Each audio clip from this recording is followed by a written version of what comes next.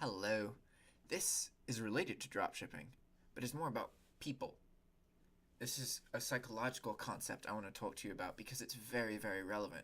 And obviously, I'm not even showing you a screen right now, so I'm not going to be showing you anything about eBay or PayPal or any of that. But this is very relevant to your success in dropshipping, at least in my opinion. Um, so there's this thing they teach in psychology called fundamental attribution error, I think. Attribution. So you can see this is a 30-second book. I don't know if you know these. Oh, wrong side. They're pretty cool. They have a bunch of concepts that are illustrated only on one page, so it's really great. It's that whole bulk mentality, I try and live that in all of my life. But anyway, when they talk about this in psychology, they talk about how when you are in a situation where somebody else screws up, you're going to think that they screwed up because it's who they are. But when you're in a situation where you screw up, you're going to think that you screwed up because of your circumstances. Okay? And obviously, if you're an understanding person, you should learn to just always assume that other people screw up because of their circumstances. I mean, really. But anyway, that's in reality and how most people work. When it's somebody else screws up, they blame the personality. They blame the person. But when that person screws up, they blame the environment, other things, not the personality, not the person. So this isn't super related to dropshipping yet, because it's about talking about people, right? But the thing that it is related to is your ability to handle randomness, okay? Dropshipping is a random thing. Sales are random. E-commerce is random.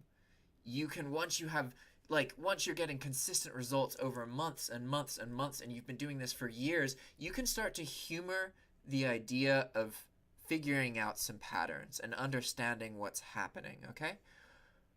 But if you aren't at that point, you can't think that anything that you've done is any guarantee that things will continue. You can't think that just because you posted a certain kind of thing and you've had only sales of a certain kind of item, that has anything to do with whether that item is actually, more likely to sell. It's feasible, it's possible, but you have to be very careful about the assumptions you make, okay? You want to build a steady knowledge base, not something that is just completely constructed on assumptions about how this industry works. Because it's so random. So in my opinion, the best, most solid way to get more experience and more exposure that you can really count on is just by exposing yourself to as many sales as possible. And this goes with the whole thing where you can spend ages trying to figure out what to post. But are you actually getting anything posted in that amount of time? How many hours have you spent trying to find the perfect product? In my opinion, you can't find the perfect product. Somebody who knows what they're doing and has been doing this for 5 or 10 years, they probably could. But not somebody who's starting. I definitely can't.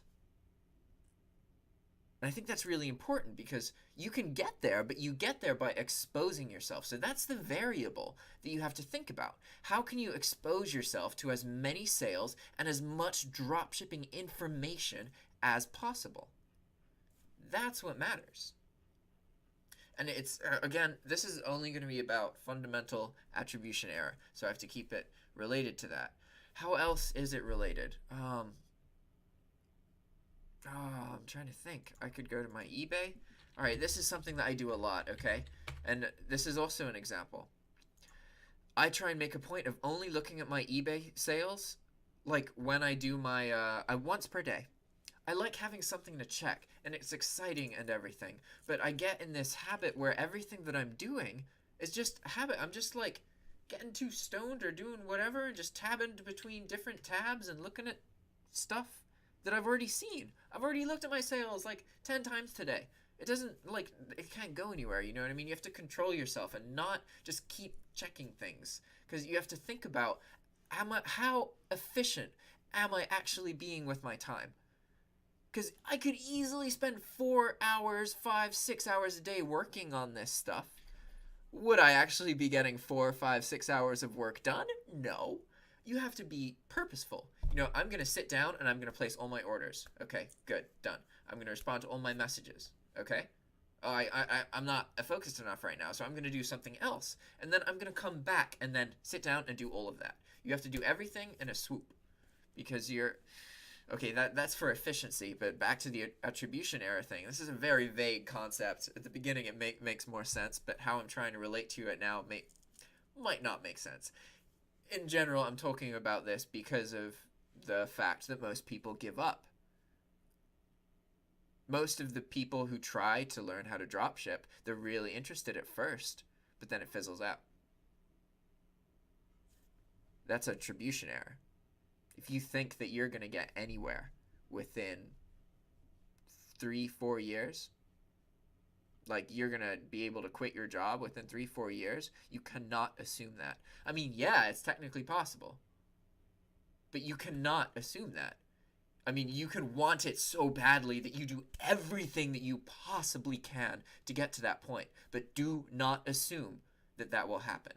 Because if you assume, then you're also going to crash. You're going to get to a point where you realize there is no guarantee. You can't know this for certain. And if you have pressure from other people in your life, that makes it even worse. If in your dropshipping pursuits, the people in your life who you care about, if they're all like, oh, this is awesome, you keep at it, man, and even when you're down and doubting yourself, they're like, no, just keep going. You are lucky, so lucky, because people find dropshipping interesting, but people are risk averse, and risk scares them, even though every time you get in a car, you're putting your life on the line. Risk is inherent in every branch of our lives. To act like people focus on one kind of thing as if it's the risky thing. It's the thing that, oh, that might kill you. You know what I mean? And then they go and they get in their car with their friend who's had a drink or two, and then they go drive home. Okay, the drink or two is an exaggeration. I didn't need to add alcohol into that mix. Even if you're in a car, it has nothing to do with your own ability. I interviewed this guy for a house once because I used to help the landlord find tenants, right? And he started off the interview by telling me that he used to be an alcoholic, and he's no longer an alcoholic. I mean, maybe he was sober, but he would drive drunk. And one night he was driving drunk, and he drove through a red light and just T-boned somebody and killed them. Okay, shit happens. Where was I going with that? Oh man. All right. I lost my point completely, but I think I finished my rant about stuff, psychology, people. It's all relevant. Stay motivated. Keep at it. Don't think that you're going to reason stuff and figure it all out. Just keep exposing yourself. If you put dropshipping into your daily life somehow, and you maintain that for years, you will get there. It is only a matter of time. You will figure it out. Guaranteed. Every time. Or you'll die. I mean, it's entirely possible you could die right before that happens, or, but, don't give up. It'll be great. Thanks.